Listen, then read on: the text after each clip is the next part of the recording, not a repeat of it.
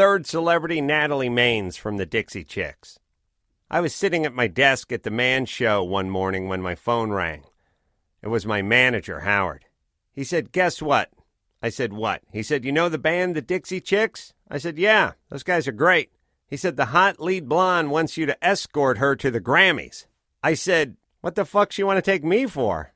He said, "I don't know, but she wants you to escort her to the Grammys." I said, "I have a girlfriend. I don't think that's going to work." He said, "Lynette'll understand. It happens all the time in Hollywood. This is the way we do it." I said, "Really?" "I don't think she's going to understand." He said, "Don't worry, she'll understand." Well, she didn't understand a fucking syllable. But I put my foot down. I said, "Look, there's a ton of cool shit you get out of me being a celebrity. Free tickets, free laminates, free passes, and all kinds of fun, and every once in a while you gotta suck it up, and this is one of those times. I'm going to the Shrine Auditorium for the Grammys with the Dixie Chicks, whether you like it or not." Well, Lynette didn't like it, but I was going. Maybe it sounds like a douchey move, but I grew up in Los Angeles. I'd seen those Grammys on television 1,000 times. I'd never even been in the Shrine Auditorium.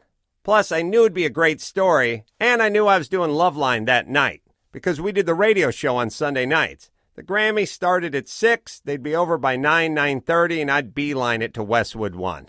Hardly time for a relationship to blossom.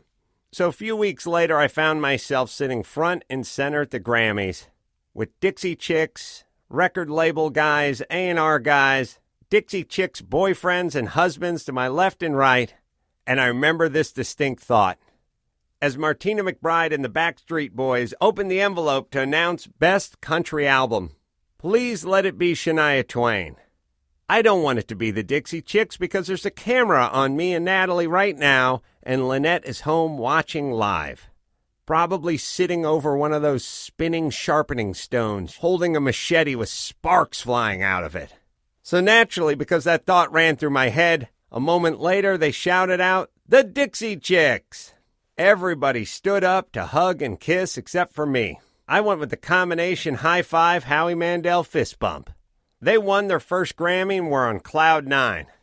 I remember by the time we got out of there, I couldn't even go out and celebrate with them.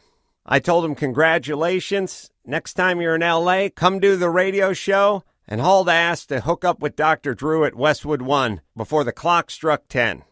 The following day, I walked into my Man Show office only to find a huge bouquet of roses waiting for me and a note attached. "Had a great time last night. Call me, Natalie." I remember Jimmy saying, "You better hope Lynette doesn't find out about this." I said she's just being sweet and I'll give her a buzz on my way into Loveline tonight.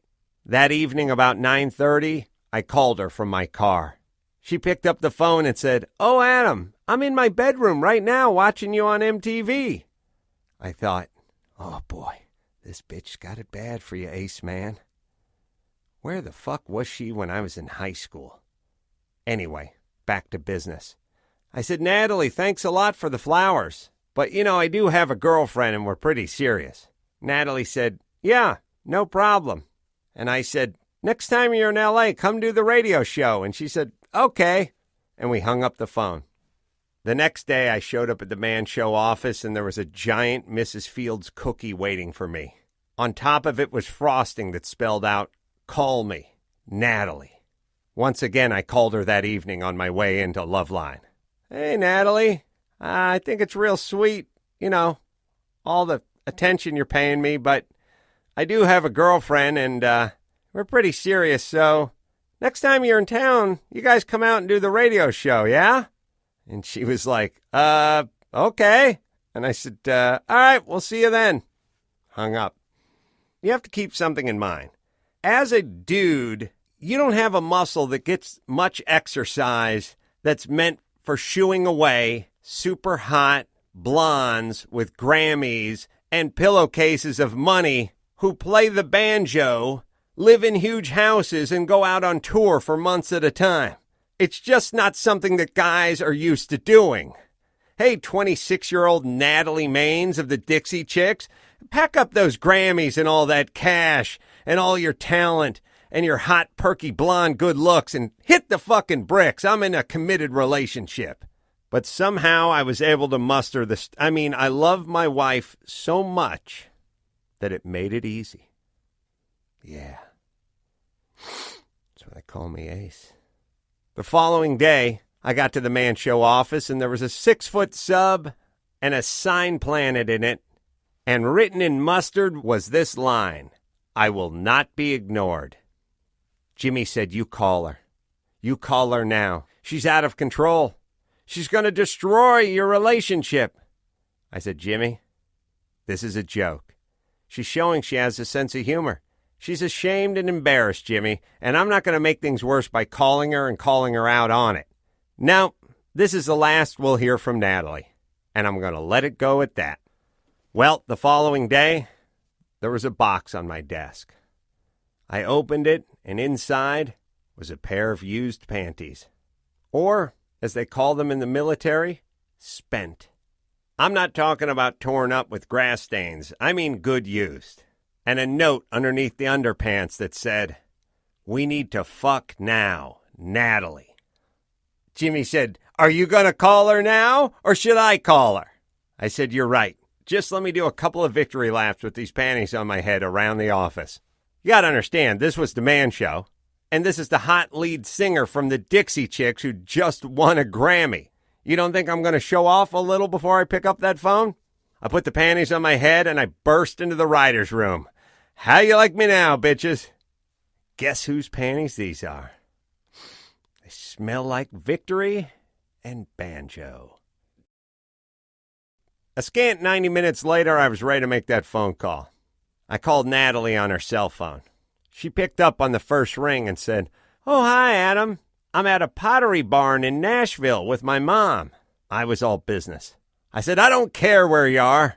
I've been getting your little presents, and I know you want to fuck. Hell, I want to fuck too. But I can't. I got a girlfriend, and I don't know how many times I got to tell you that. Believe you me, if I wasn't in a committed relationship, I'd be on top of you right now. I wouldn't even care if your mom watched. She said, what the fuck are you talking about? I said, you know what I'm talking about. The cookies, the sub sandwich, the panties. She said, what? Panties? I said, yeah, I'm talking through the leg hole right now. She said, I have no fucking idea what you're talking about. I said, well, listen, you sent me a dozen roses. I called you and thanked you for them, and you said you're welcome. So I know you sent the roses. And she said, I never sent any roses. I said, then why did you say you're welcome? She said, I figured my manager or my agent or one of the guys from the record label must have sent it. I was just being nice. And by the way, what would you do if you didn't send any roses and someone just called you and thanked you for them? I realized she was right. My phone could ring at 4 a.m, and on the other end could be a heavy-set man of color who said, I just want to thank you for the roses, man. And I'd be like, no problemo. Get them in some water and throw in a sugar cube for good measure. Have a good night. It all started unraveling in my head, but it was like a slow-motion train wreck. I said, no roses, no cookie. She said, nope. No sub, no panties, no nothing. She said, absolutely not. I was so deeply and emotionally invested into this ruse that I couldn't untangle my brain from it. I finally looked up from my desk and saw Jimmy. He was standing on his desk. And he was holding a video camera. He wanted to film the whole thing. I panicked, yelled sorry 200 times, and hung up the phone. And even yelled I'm sorry 5 or 6 times after the phone was hung up. The next time the Dixie Chicks did Loveline, Natalie brought a 6-foot sub with her. Hot and a sense of humor. Wow, what a couple we would have made. One quick addendum. I've known about this story for 12 years, but there's one specific detail I was never made aware of until Jimmy told me up on stage at the Wiltern Theater just a few months ago. He said, you know where those panties came from? I said, no, I never thought about it. He said, it was our receptionist, Angela Box. Angela Box was a really foxy blonde who wasn't much good at anything, including answering the phone, which made her perfect for the Man Show. At some point, Jimmy just said to her, hurry, I need your panties. Adam's going to be in 10 minutes. She gladly surrendered her panties. It's what you call a simpler time, folks. Then he reminded me what I did with the panties, spinning them around above my head, sniffing them like a wine cork, putting them on my head and having conversations with people through the leg hole. Jimmy said, "Remember when you had the panties on your head and you'd addressed everyone in the office and Angela looked like she wanted to throw up into her own mouth? That's why." Let's close out the chapter on a high note. The best day of my life. A wonderful memory I have from my Beechwood Canyon